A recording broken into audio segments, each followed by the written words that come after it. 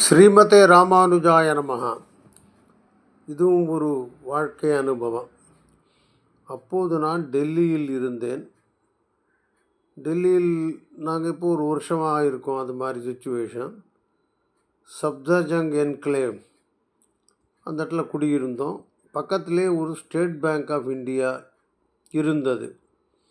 அன்றைக்கி மத்தியானம் நாங்கள் ஹைதராபாத் ட்ரெயின் பிடிக்கணும். ஹைதராபாத்துக்கு ஒரு 7,000 ரூபாய்க்கான டிராஃப்ட் எடுத்துகிட்டு போகணும். இது எங்களுடைய ரெக்குயர்மெண்ட். ஸ்டேட் பேங்க்கில் அவள் ஆஃபீஸ் டைம் ஆரம்பித்த உடனே போய் சேர்ந்தேன்.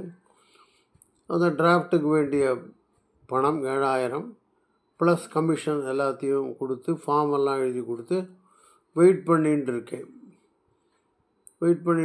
மணி 11 ஆக போகிறது.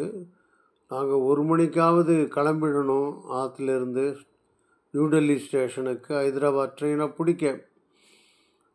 10:30 மணி நான் கேட்டேன் அவர் திடீர்னு சொல்லிட்டார், கேஷியர், நீங்கள் இன்னும் பணமே கொடுக்கலையே நீங்கள் அப்படின்னு விட்டார். அப்பா தூக்கி வாரி போட்டுது எனக்கு. அப்புறம் நான் ஏன்னா என்னோடய அவசரத்தில் ரொம்ப டென்ஷனில் நான் அந்த பேங்க் மேனேஜர்கிட்ட போய் சொன்னேன், சார் பாருங்க லைக் திஸ் பைசா கொடுத்தேன், இல்லைங்கிறார், என்னன்னு தெரியல எனக்கு, நான் இன்றைக்கி மத்தியானம் டிராஃப்ட் வேணும்னு சொன்னேன். அவர் உடனே என்ன பண்ணார், எல்லா வேலையும் நிறுத்தி விட்டு கேஷியரை இருக்கிற கேஷ் எல்லாம் பார்க்க சொன்னார். இது தேடுறதுக்கு 1/2 மணி நேரம் ஆச்சு. அப்புறம் அந்த கேஷியர் ஒத்துன்னுட்டார், நான் பணம் கொடுத்துருக்கேன்னு. அப்புறம் அவசரமாக இன்னொரு 1/2 மணி நேரத்தில் எனக்கு டிராஃப்ட் கிடைத்தது 12 மணிக்கு. நல்ல வேளை ட்ரெயினையும் பிடிக்க முடிந்தது, இது மாதிரி முடிந்தது. இது மாதிரியெல்லாம் அப்பொழுது நிகழ்ந்தது. இப்பொழுதெல்லாம் டிராஃப்ட் எவ்வளோ சுலபமாக நாம் செய்கிறோம். இப்போ டிராஃப்டெல்லாம் எடுக்கிறோமா கூட தெரியல. அந்த காலத்தில் இந்த அசௌகரியம் எல்லாம் இருந்தது.